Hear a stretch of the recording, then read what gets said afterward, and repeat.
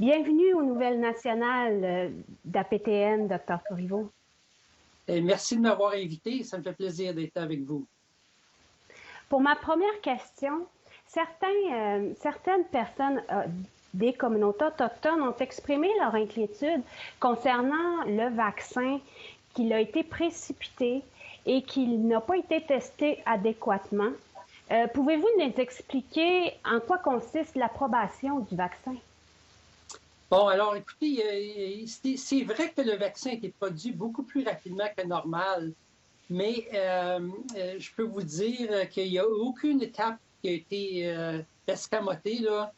Ça a été fait, c'est juste qu'il y a beaucoup de choses qui ont été faites en parallèle, alors que normalement, ça aurait été fait au bout de la ligne. Puis il y a des choses qui ont été accélérées. Par exemple, le Comité national sur l'immunisation se réunit normalement peut-être juste trois ou quatre fois par année, alors que dans ce cas-ci, mais il y avait des réunions toutes les semaines pendant un bout de temps pour réviser les données scientifiques. Alors, normalement, un vaccin, évidemment, la compagnie va faire la recherche sur le vaccin, sur les animaux. Ensuite, il va y avoir des tests qui vont être faits sur un petit nombre de volontaires. Puis ensuite, il y a la phase 3, c'est sur un plus grand nombre pour voir l'efficacité du vaccin. Alors, toutes ces choses ont été faites, mais c'est qu'en même temps, normalement, la compagnie ne commencerait pas à produire du vaccin avant que toutes les étapes-là soient finies, puis que ça a été approuvé. Puis là, ils vont construire les usines, puis ils vont commencer à produire. Alors que dans ce cas-ci, les gouvernements, dans la plupart des pays, ont payé d'avance. Alors, ils ont commencé à produire le vaccin avant même qu'il soit approuvé pour qu'une fois l'approbation obtenue, ça ne prenne pas une autre année pour avoir du vaccin. Alors, il y avait un risque pour, évidemment, que si le vaccin n'était pas approuvé, il aurait produit des millions de doses de vaccin pour rien. Il aurait été obligé de les jeter. Alors, c'est évident qu'il y a eu une accélération du processus, mais le processus lui-même, chaque étape a été faite comme normalement. Puis, l'autre chose qu'il faut ajouter, c'est que depuis le début de décembre, il y a déjà presque 25 millions de personnes qui ont reçu ce vaccin-là. Alors, on peut dire qu'on a beaucoup de données, beaucoup plus qu'on en avait même il y a un mois, euh, sur l'efficacité puis la sécurité du vaccin. Puis, pouvez-vous nous expliquer comment il fonctionne? Bon, alors, la technologie est nouvelle aussi. C'est un ARN messager. Alors, ce qui se passe, c'est que dans la cellule, on a notre ADN qui code toutes les informations pour faire notre corps et les cellules. Et ce qui se produit, c'est qu'il y a un message qui est copié. Ils vont copier une partie de l'ADN pour amener ailleurs dans la cellule. Alors, ils appellent ça un messager, un ARN messager, qui donne les instructions pour produire la protéine qui est capsulaire. Alors, vous savez, quand vous voyez les images du vaccin, là, vous voyez qu'il y a pas du vaccin, les images du virus. Vous voyez qu'il y a des petites... à la surface du virus, il y a des petites spicules qui se permettent... Alors, c'est une protéine qui est produite par nos propres cellules, puis notre système immunitaire reconnaît que ces protéines-là font pas partie de notre corps, puis produit des anticorps contre elles. Alors, quand on rencontre le vrai virus, notre système immunitaire est déjà préparé à réagir puis à le neutraliser. OK. Puis, quels sont les effets secondaires que certaines personnes pourraient y ressentir? Puis, y a-t-il des données statistiques qui montrent la probabilité de ces effets secondaires-là? Il y avait à peu près peut-être 40 000 personnes qui avaient été testées. Alors, évidemment, ça ne permettait pas de connaître toutes les réactions qui pourraient être plus rares.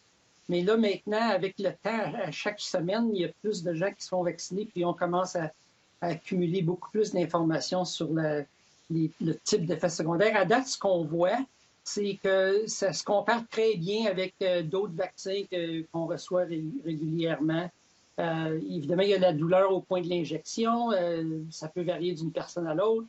Il va y avoir peut-être la journée d'après, il y a des gens qui vont faire un petit peu de fièvre. Il va y avoir une rougeur sur le site d'injection. Les gens vont se sentir un peu fatigués, mais c'est des effets qui sont relativement bénins puis qui ne durent pas plus que 24-36 heures en général. Alors, ça varie beaucoup d'une personne à l'autre.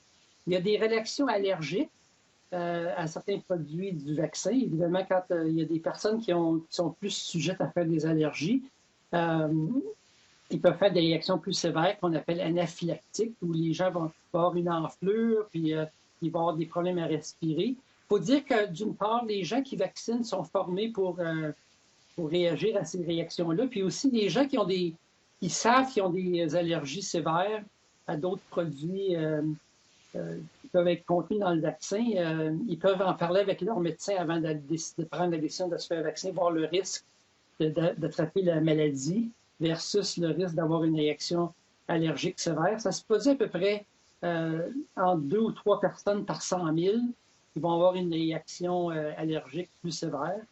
Et c'est rare que quelqu'un qui n'a jamais fait d'allergie aurait une allergie. Alors, les gens souvent connaissent déjà qui ont plusieurs allergies ou qui ont des allergies sévères, ils peuvent en discuter avec leur médecin avant. Y a-t-il des personnes qui ne devraient pas se faire vacciner? Bien, pour l'instant, le problème qu'on a, c'est que le vaccin, quand ils l'ont testé sur les volontaires, il n'y avait pas de femmes enceintes qui ont été testées. Il n'y avait pas d'enfants en bas de 18 ans pour le Moderna et 16 ans pour le vaccin de Pfizer. Alors, c'est pas que...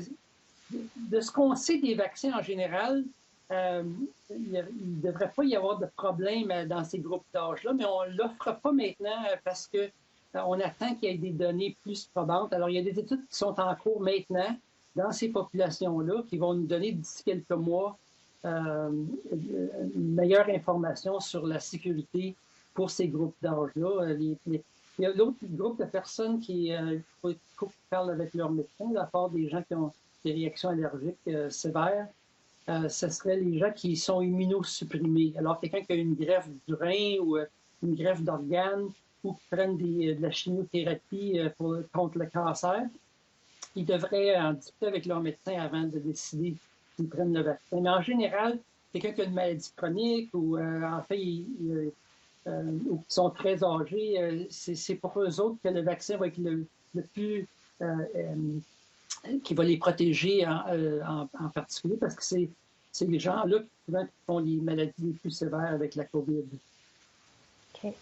Puis, les communautés éloignées ont été priorisées, mais ceux qui sont les autres communautés, quand pourront-ils recevoir, eux, leur vaccin? Il faut dire que le comité adviseur sur l'immunisation au Canada a recommandé que toutes les communautés autochtones soient priorisées.